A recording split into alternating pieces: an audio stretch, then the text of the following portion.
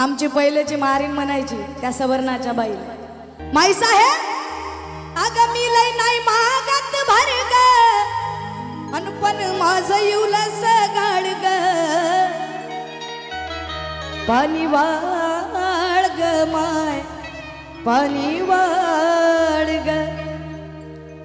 पुण्यात एका दुपारी भाग आली कानी, अंजो हार माय बापाला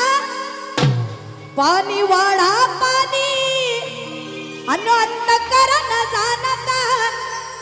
अहो अंत करण जाणता, तो महात्माला धावुनी